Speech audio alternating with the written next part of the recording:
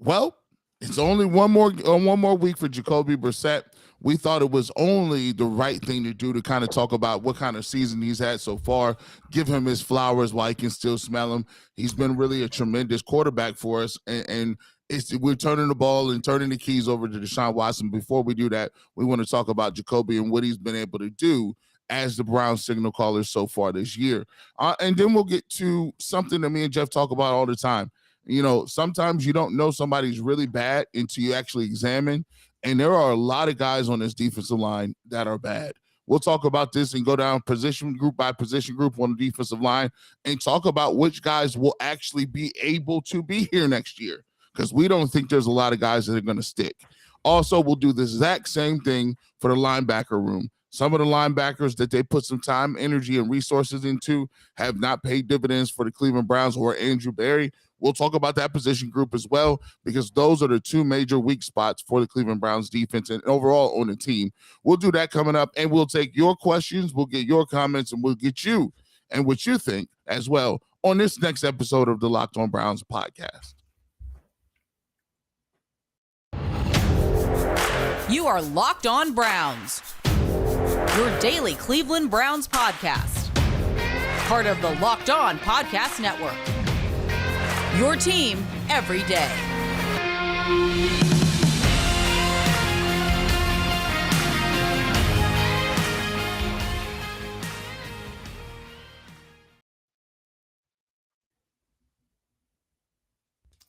Welcome back, my friends, to the show that never ends, your daily delivery of all things Dog Pound LGB on the LOB, the Locked On Browns podcast, brought to you by the Locked On Podcast Network. As the good lady says, your team every day. Before we kick it off here, just want to make sure, and we'll extend to everybody. Hope you have a great week this week.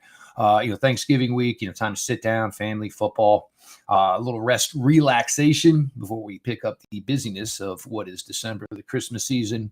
And for us here at Locked On Browns, the beginning of the Deshaun Watson era. Your host, Jeff Lloyd, at Jeff_LJ_Lloyd, Ultimate Cleveland Sports Show, Barbershop 92.3 The Fan, pregame, postgame coverage, Buckeyes, Browns, Cavs, Guardians, Mr. Garrett Bush, at GBush91. Appreciate all of you who make Locked On Browns your first listen every single day, whether it's on your favorite podcast app or, of course, YouTube. Make sure you're subscribed. Make sure you have your notifications on. Make sure you're hitting that like button. Help us out here, promote the show. We do appreciate you all for that. And the Roku app, search Locked On Cleveland Sports. You will find all the Locked On Cleveland Sports podcasts there. Of course, Locked On Browns. And, of course, the Ultimate Cleveland Sports Show. Today's episode of Locked On Browns is Prize Picks. Prize is daily fantasy made easy. You pick 2 to 5 players, and if they score more or less than their Prize Picks projection, you can win up to 10 times your money on any entry. First-time users can receive a 100% instant deposit match up to $100 using the promo code Locked On. Again, prizepicks.com, promo code Locked On. As we said, before we go to the Deshaun Watson era, we are going to have to close out the Jacoby Brissett era here for the Cleveland Browns. And there's really no way to put it. For me, it has absolutely exceeded any expectation I had. The thought process was, when you were going to play a sustainable stretch with the guy who is not your guy, with a backup quarterback, you needed to put him in a position to succeed. You didn't want to put too much on his plate. There were weeks, obviously, where Jacoby was basically asked to win a ball game. Didn't work out, as we all know. But again, that wasn't a plan. Right now, through 10 games, through 9 games, 10 games. Jacoby Brissett, almost 2,400 yards, so 240 a game, 11 touchdowns, only 5 interceptions, lost a crucial fumble last week. I didn't know a ton about Jacoby Brissett. And when a guy is not really a full-fledged starter in the league, it's kind of hard to get a read on a backup quarterback who's been for several teams. But Jacoby has just come in here. And, I said it yesterday with John when we were on. And if Jacoby Brissett was a 10%, 15% better athlete, we're talking about a guy who would be a full-fledged starter in this league. The arm strength is there. The read and recognition is there. Touch, accuracy, ball placement. You saw it on several balls thrown to Amari Cooper on Sunday. You saw it on the 2 deep balls to Donovan Peoples-Jones on Sunday. This guy really came in here, and it's a shame we're talking about a team whose record is 3-7, because it's always about the quarterback, and everybody, quarterback is everything in this league, that type of thing. But Jacoby Brissett has been such a special player that it's been difficult to understand how poor the defense has been just due to the play of Jacoby and this offense. And look, you're going to make a transition here, and we'll see the way it works out when Deshaun comes in, Garrett. But this guy has just been, in my opinion, I don't want to say flawless, but what the expectation was to play a second-string quarterback for an 11-game stretch like the Browns had, and you go and look at what this guy has done for this team day in, day out, week in, week out. You throw in the fact that he is a solid leader. You throw in the fact that he is just an overall good gentleman. He's going to go somewhere next year. He's going to play, and he's going to compete with either a young quarterback or a rookie. To talk about situations like the New York Jets, the Indianapolis Colts. There are several teams struggling at the quarterback position right now, where a guy like Jacoby Brissett, and the fact that he won't lose you ball games, really, really is appealing. And to Jacoby Brissett, I mean, just hats off, man. It's been a hell of a run, and we'll see if hopefully we can close this out with a W for him on Sunday. Yeah, for me, Jacoby Brissett has, I was on board with saying, hey, a lot of people wanted Jimmy G, and for me, I would have, if they would have went after Jimmy G, if they would have thought that was the best opportunity for them to win games, I wouldn't have been salty about it. But there were a lot of people in the Cleveland market that was just so over the top about why aren't they going to get other people? Do they have Jacoby Brissett? And one of the things that, and I always tell this to everybody, our opinions don't really mean much in the scheme of things. I can say whatever I want about how good a person's going to be or not good they're going to be. Every person that puts that helmet on, from my former player perspective, you have an opportunity to prove somebody wrong. As a matter of fact, that's the only thing that matters. Doesn't matter what the talking heads are talking about. Don't matter what people say outside. You get an opportunity to go out each and every Sunday and prove your worth, and prove that you are what you say you are, and prove that you are a guy that's worthy of a starter position, a guy that is worthy of some accolades in this league. So my hat's off to Jacoby Brissett, because what he did is he just came out and played. And a lot of people will shut up. That's the great thing about it. Shut us up. Shut people up that don't like the fact that you're the quarterback. And he did just that. I thought he showed a level of toughness. I think he showed that his arm is a lot better than people gave him credit for. He fits balls in a lot of different places where a lot of dudes can't get the ball there. Nowadays, a lot of what we do is name brand recognition. A lot of what was going on is we give accolades to people who have done it before, or they have a name out there. And I said it, Jacoby Brissett is better than Baker Mayfield. And people was like, come on now, come on, G. Bush. Don't do it. Come on, Jacoby is nowhere near better. No, as we look at the performance this year, we can see unequivocally that he's better than him. He might not be a top 10 quarterback, but he's in the middle. He's a fringe guy, and he can win games for you. So if you're a team like the Jets, you're a team like the Commanders, you're a team like the Colts, and you don't have a clear-cut answer at quarterback, Jacoby Brissett is a guy that you can win some games with, and he will galvanize your team. It's not going to hurt your team. He's going to have good, solid leadership. But as for the Cleveland Browns, I would have really liked to keep him around.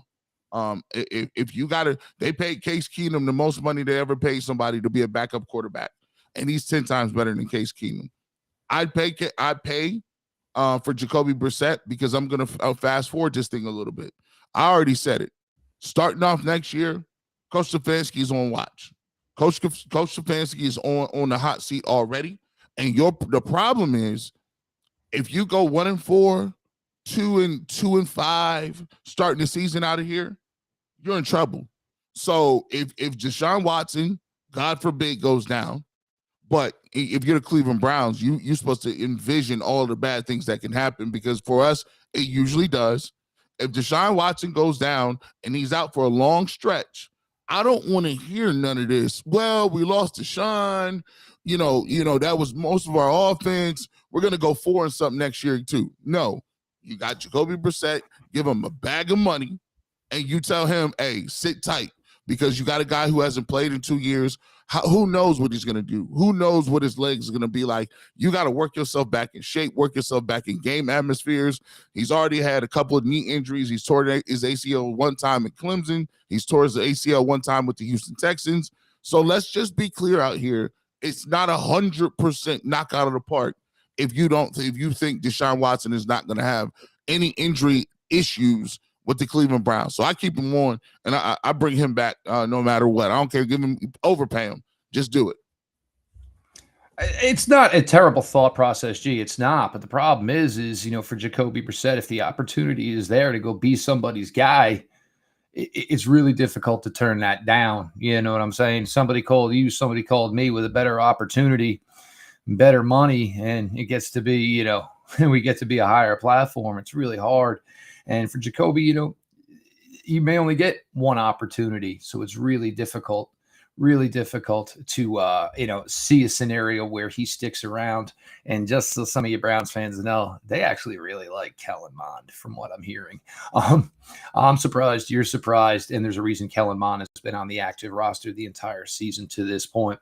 We're going to switch it up here, and we're going to go a little bit to let you guys and try to have you guys understand just how dire it is on the defensive side of the ball with some of these positional groups, and where they stand going further, because there are some wholesale changes coming to the defensive side of the ball. That's coming up next. Jeff Lloyd, Garrett Bush on your latest Locked On Browns. Turo is the world's largest car sharing marketplace. With Turo, you can book any car you want, wherever you want it, from a community of local hosts. Browse a huge selection of vehicles for just about any occasion or budget across the United States, the UK, Canada, and come into Australia. Book a spacious SUV or van for a family road trip. Get a classic luxury car for a special event, birthday, or a holiday. Find affordable economy cars if you're on a budget and just need to get from A to B. Test drive that new electric vehicle you've had your eye on to see how it fits you in your everyday life. Many Turo hosts can even deliver the car right to you. Every trip is backed by liability insurance. Terms, conditions, and exclusions apply. Forget boring rental cars and find your drive at Turo.com. We talk all the time about prize picks, daily fantasy. Imagine last night if you put together a lineup of maybe Jimmy G and George Kittle, maybe Debo, Christian McCaffrey, and even Ayuk. You would have cleaned it up. This is how it works. You pick 2 to 5 players, and if they go score more or less than the prize picks projection, you can win up to 10 times your money on any entry. You're not competing against other people. It's literally just you versus the projections available.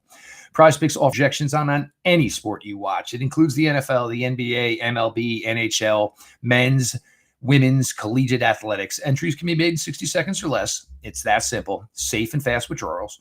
Currently operational in over 30 states and Canada. Download the Prize Picks app or go to prizepicks.com to sign up and play daily fantasy sports. First-time users can receive a 100% instant deposit match up to $100 with the promo code LOCKEDON, all caps, no space. You deposit $100, they give you $100. You deposit $50, Prize Picks will match your $50. Don't forget to enter the promo code LOCKEDON at sign up for an instant deposit match up to $100. Welcome back to Locked On Browns podcast. It is G Bush in the building. Make sure you follow me on Twitter at GBush91. And then you can follow Jeff on Twitter as well. Follow Jeff on Twitter at Jeff_LJ_Lloyd. And make sure you follow the Locked On Browns podcast as well on Twitter. Hey, guys, we've been trying to do this live thing. 48 people right now watching live early in the morning. We appreciate you guys.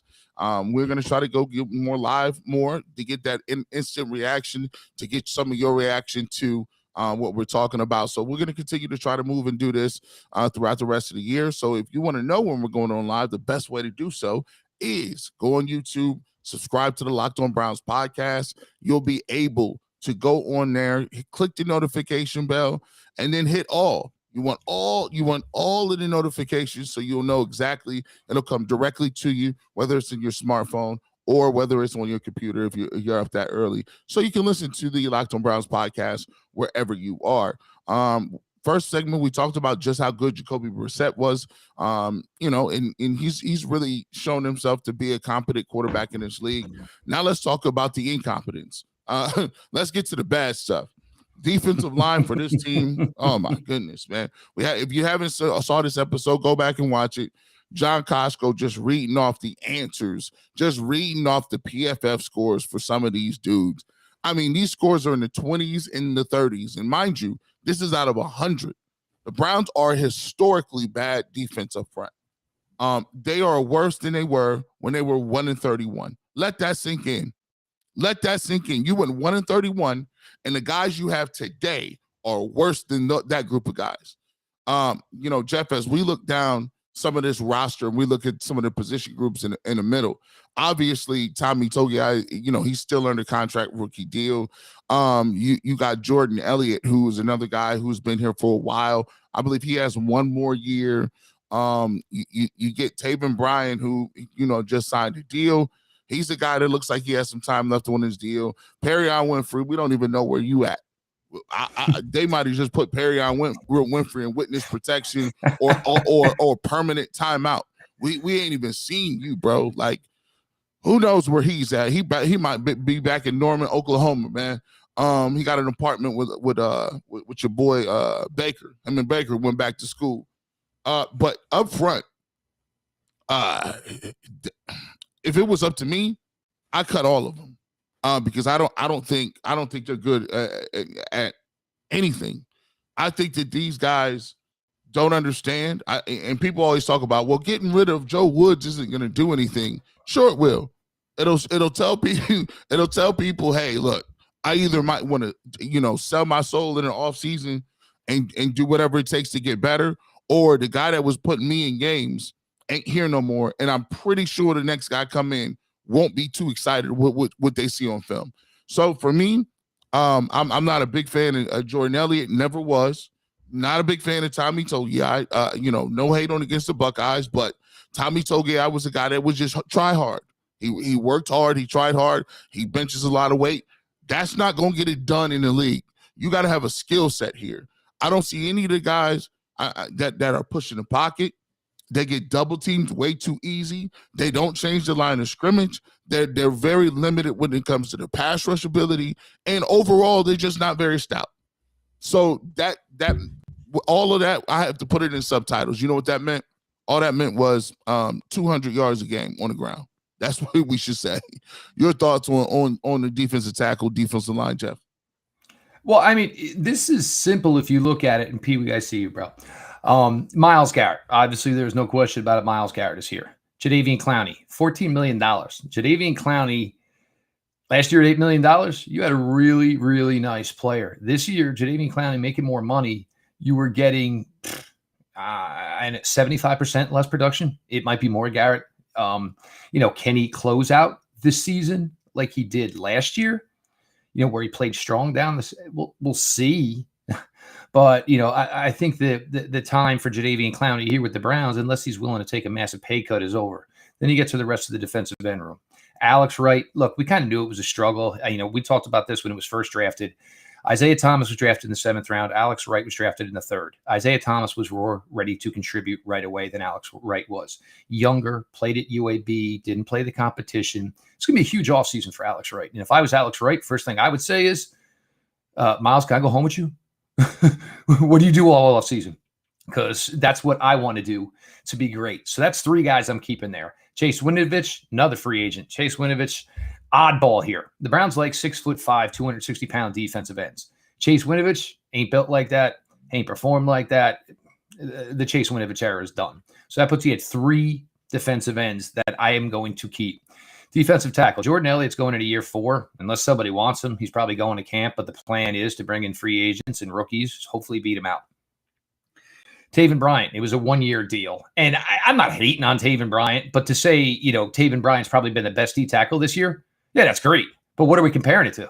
I mean, John Costco last year gave you grades of every single buddy who's going to repeat the grade the next year. That's how bad they were playing. They were basically going to get held back. Tommy Togiai, look, sometimes the want to and you can do everything you need to do. But if you ain't got the talent and you can't get it done on the field, it don't mean a hill of beans. Tommy Togiai will be a guy that goes to camp, but again, most likely looking to be replaced by a free agent or a rookie. Perrion Winfrey. I'd say it's an indifferent with Perrion Winfrey. Like G said, nobody knows where he is. Is he injured? Is he not injured? Is he in the doghouse? Is he not in the doghouse? You've seen like one or two plays this year where you're like, all right, there's a guy with a little bit of fire, but then, there's been a lot of freelancing, having no idea what he was doing. Perrion Winfrey, he's probably got a better shot to make this team next year than anybody else does, but it's going to take a lot of work on Perrion Winfrey's part, and it's going to be on-field work, and it's also going to be between the ears. You got to have yourself committed to be a player in the NFL. We're going to get to the linebacker room here. And again, this is another group where if you're looking for the future of this franchise, there are more questions than there are answers. Appreciate you all for being with us here. We told you guys everybody was kind of going to be like an afternoon thing, but with Thanksgiving week, it's a little bit of a condensed schedule for Garrett over at Ultimate Cleveland Sports Show. Just a lot more in the air as, look, we're still family people. We got to be ready to, go through the holidays too as well. So, doing things a little different, not going to be the norm, but appreciate you all for being around. Anyway, we're going to get to linebackers here. And if, you already cried through that first tissue, you might want to go grab a couple more. BetOnline.net is your number one source for sports betting info, stats, news, and analysis. Get the latest odds and trends for every professional and amateur league out there. From football to basketball to soccer and esports, they've got it all at betonline.net.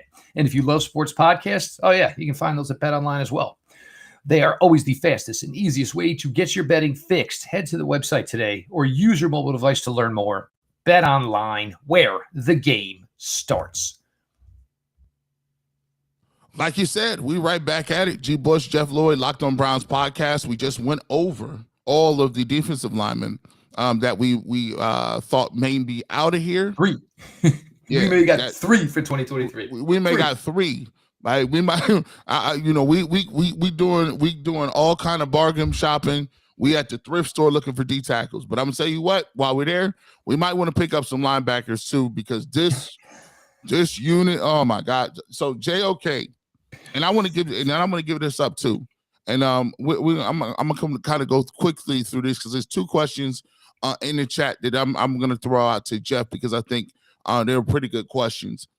JOK had a bunch of tackles last week, but it's so crazy when you watch the all 22. Boy, I tell you what, he's just out of his gap.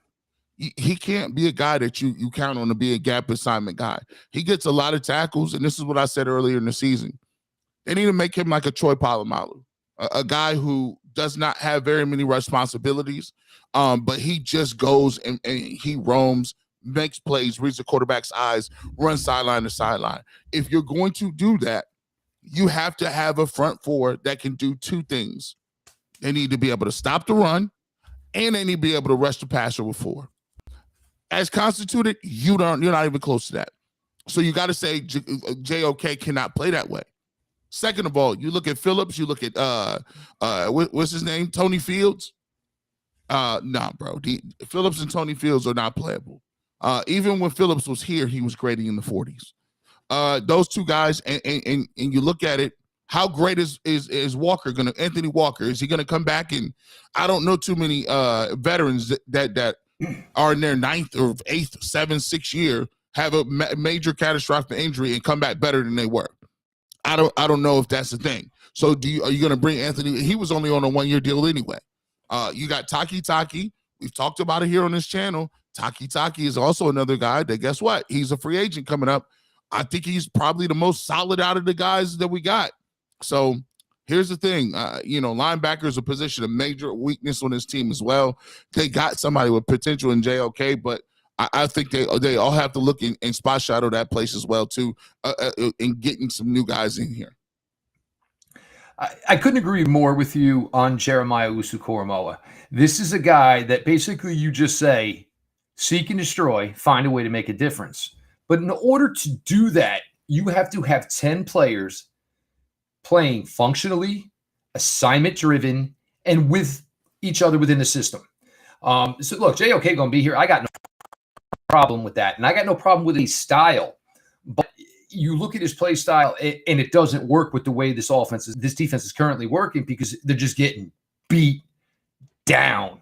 Sione Takitaki, I don't know how it works, and linebacker contracts are very, very weird. Some guys get loaded up. Some guys get treated like they are scrap mill players. Me, I want to find a why, because the thing that I have seen most this year is anytime I hear a thud or I'm looking for somebody with some heart, it's usually 44 who's a big part of that. I want to keep Sione Takitaki here by any means necessary. Granted, we're not talking $8, $9, $10 million, but if there's a way to make it work with Sione Takitaki, I'm down for that. Anthony Walker, yes, I totally with you. The injury is what's going to make it difficult. You know, how much will Anthony Walker be of the Anthony Walker that did play for this team for 2 years?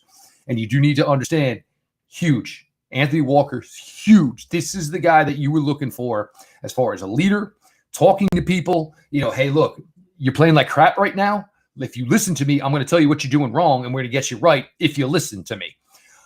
Look, Deion Jones, good, done. You know, free agent anyway. You can go. Jacob Phillips, you know, another guy going to camp. You got the opportunity, you know, to be there. Ideally, somebody outplays him. Tony Fields played at West Virginia, and West Virginia played a 3-3-5, which basically meant they were playing dime all the time, blitzing one linebacker, and the other two guys were playing underneath. I don't know how he functions in a traditional NFL defense, and you see it week in, week out. But another clue that has a guy that has no idea what's going on. I'd rather see Jordan Kumazek get some reps here over the last couple of weeks because, again, I'm looking for guys who are going to give heart and effort. That's what I want at this point. You know, even if you weren't the most talented guy in that room, show me you're going to go out there and you're going to do everything. Even if you get run over by a guard, at least tell me you were in the hole where you were supposed to be. And that is the issue. You know, when you hear me, you know what I'm saying, G. Yeah. At least be there. At least be there. Because players like JOK and Grant Delpit, these players are looking worse than they are due to other people either not performing their role whatsoever or not getting it done in their role, and it's affecting other guys on defense. But as far as the linebacker room, yeah, I'm going to bring back JOK. I got a couple of guys that I hope do not make the team. I want to make it work with Sione Takitaki. And if Anthony Walker, the health is there, I will find a way to bring him in because I need a veteran. I need a leader. I need somebody that keeps the core together. But this is another room where, I mean, you're talking, if not 50%, more of that room is going to be completely new in 2023. Andrew Berry, you got some big, big work ahead of you. All right, man. Let's get to our first question of the day. We got two of them here. This is from Kid Wilson 33. Question: Do you think all coach? Maybe if I could read early in the morning. Do you all think Coach Callahan is going to keep coaching for a while? Not only are we wasting player talent, we are wasting good coaching from Coach Callahan. Listen, that's another big thing. One of the reasons I looked at it is I didn't want to deal with not having Coach Stefanski. Is the fact that usually if Coach Stefanski gets fired or the head coach gets fired, the next coach comes in and picks his staff, right? So that's one of the saving graces for Coach Stefanski is I'm like, nah, if we're going to be built this way, I at least want the offensive coach, the offensive line coach to still be here, Jeff, because he's one of the best in the business. To me, he's the best in the business. And we've dealt before with bad offensive line play and bad offensive line coaching. Now that we see what the Rolls Royces of a coach it looks like at that position, I'm not trying to switch that up. Your thoughts?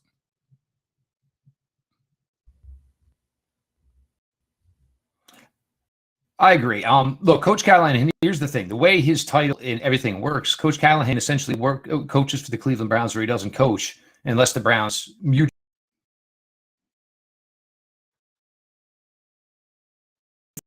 Joel with Wyatt Teller, that they're close. The relationship they all have together, he wants to be with these guys. He's been in the league for, is it maybe time where he's going to say, I'm done, and he's going to, basically take his ball and go home.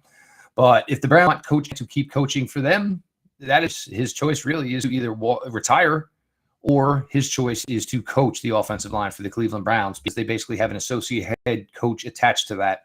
So, hey, by all means, no, I don't think anybody wants Coach Callahan going anywhere. Let's get to the second question. If we traded Myles Garrett in theory, what realistically could we get back for him? If you traded Myles Garrett realistically, I will tell you this. Myles Garrett realistically, you could get 2 number 1 picks, he would almost get the same level as a quarterback. We gave up 3 number 1 picks for Deshaun Watson. I think if you traded Myles Garrett, you could get 2 number 1 picks. You possibly can get a second. You might be able to get a late round pick after that, maybe a 4. And because if you guys watch, and this is a scary thing about it, every other organization in the league knows how good Myles Garrett is. He's just happened to be playing on the Cleveland Browns and with the incompetent defensive coordinator. Everybody else knows how good he is. You go look at his PFF grades, and if he played, you got to think about it like this: he'd be the missing piece for about 75% of the league. Myles Garrett on any other team naturally makes them automatically almost a Super Bowl contender, especially if you already got a defensive end right now. Come on, especially if you already got a defensive end. What do you think Myles Garrett's trade value? Even though we're not trying to trade him, by the way, we don't want to throw that in, Jeff. Well, see, this is why I love the way he phrased the question, because in theory, yes, no, Myles Garrett's not going anywhere. You look at the Dallas Cowboys beating the daylights out of the Vikings. You know what happens?